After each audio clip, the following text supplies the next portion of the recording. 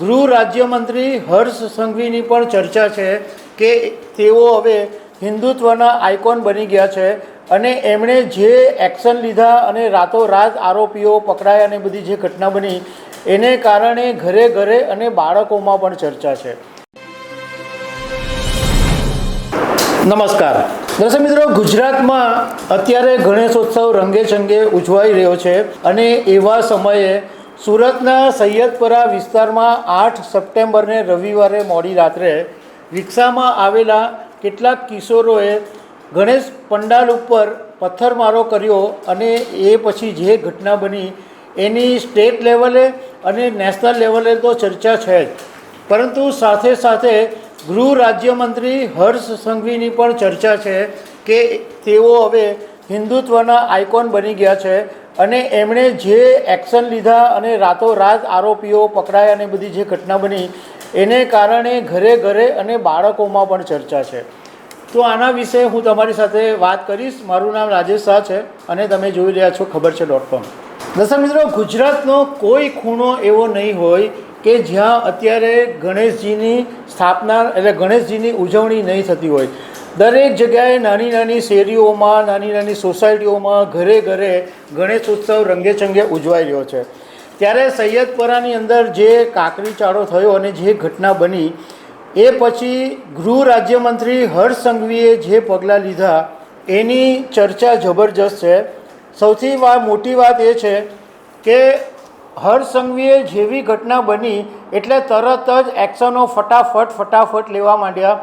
રાતોરાત આરોપીઓને પકડી લેવામાં આવ્યા અને જે નેશનલ લેવલે તો ટીવીમાં મીડિયામાં તો ચર્ચા થઈ, પરંતુ હિન્દી મીડિયામાં પણ એવા જ હેડિંગો મારવામાં આવ્યા કે ગૃહ રાજ્યમંત્રી હર્ષ સંઘવીએ આખી જે ઘટના છે એની પર જબરજસ્ત એક્શન લીધા. બીજે દિવસે એવું બન્યું કે સોશિયલ મીડિયાની અંદર જે વિડીયો વાયરલ થયા એમાં પોલીસ કચેરીએ જે આરોપીઓને લઈને આવવામાં આવ્યા હતા એ આરોપીઓ લંગડાતા જતા હતા, એટલે એવું લાગતું હતું કે પોલીસે એમને બરાબરના ઠમઠોર્યા હતા. આ વિડીયો વાયરલ થયો અને બીજા દિવસે જે સૈયદપરા વિસ્તારની અંદર જે આરોપીઓના નામ હતા ત્યાં ગાડી ડિમોલેશન કરવામાં આવ્યું. એટલે એની સાથે સાથે હર્ષ સંઘવીની સરખામણી યોગી સાથે થવા માંડી. લોકોએ એવું કહેવા માંડ્યું કે ગુજરાતમાં પણ આ તો એક યોગી મોડેલ છે અને આ વાતની નેશનલ મીડિયાની અંદર પણ ચર્ચા થઈ. સૌથી મહત્ત્વની વાત એ છે કે નેશનલ લેવલે કોઈ ગુજરાત નેતાની આટલી બધી ચર્ચા થઈ હોય એવા એકમાત્ર હર્ષ સંઘવી છે.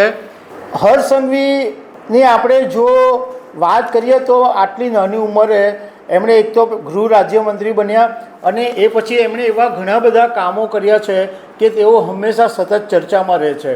જ્યારે લોકસભા 2024ની ચૂંટણીમાં ક્ષત્રિય આંદોલનમાં પુરુષોત્તમ રૂપાલાને કારણે જે બબાલ ઊભી થઈ હતી એ ક્ષત્રિય આંદોલનને ઠારવા માટે પણ જવાબદારી હર્ષ સંઘવીને સોંપવામાં આવી હતી અને હર્ષ સંઘવીએ રાજકોટ, જામનગર જે બી સૌરાષ્ટ્રના મોટા મોટા વિસ્તારોમાં જઈને ક્ષત્રિય સમાજના લોકોની સાથે મિટિંગો કરીને એ આખી જે ઘટના હતી એની અંદર બેલેન્સ કરવાની એમણે પૂરેપૂરી કોશિશ કરી હતી.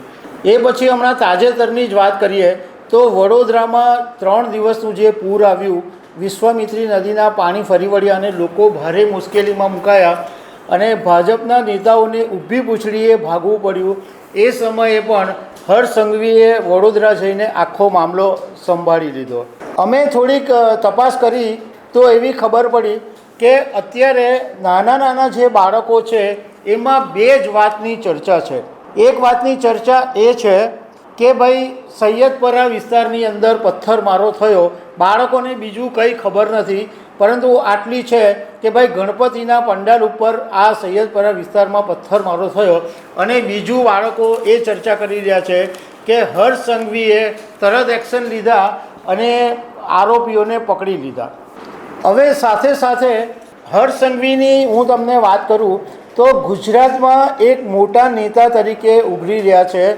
આમ જોવા જઈએ તો અત્યાર સુધી CR પાટીલ ગુજરાતના સર્વા નેતા હતા.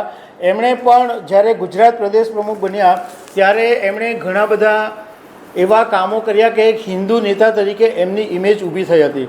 સી.આર. પાટીલને જો તમે જાણતા હો તો એમણે જ્યારે સુરતની અંદર અને ખાસ કરીને ગુજરાતના શહેરોની અંદર છત્રપતિ શિવાજી મહારાજની લાઈવ ઉપર જે નાટક હતું જાણતા રાજા એટલે કે જનતાના રાજા, એ નાટક એમણે એટલું બધું અહીંયા આગળ પ્રચાર પ્રસાર કર્યો કે એમની એક હિન્દુ નેતા તરીકેની છબી ઊભી થઈ. હવે અત્યારે સી.આર. પાટીલ કેન્દ્રીય જળશક્તિ મંત્રી બની ગયા છે અને ગુજરાત પ્રદેશ પ્રમુખ અત્યારે છે, પરંતુ હવે એ જગ્યા પણ ખાલી પડવાની છે.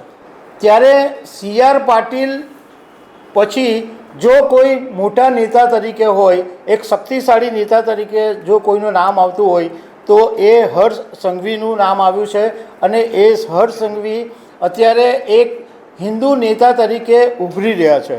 બીજું કે સુરતની પણ સાથે સાથે વાત કરીએ કે પોલીસે પણ બહુ સંયમ રાખીને આખું ઓપરેશન પાર પાડ્યું અને સુરતના લોકોના પણ વખાણ કરવા જોઈએ કે સુરતના લોકોએ પણ બહુ જ સંયમ રાખ્યું કે જેને કારણે વાતનું વતેસર નહીં થયું.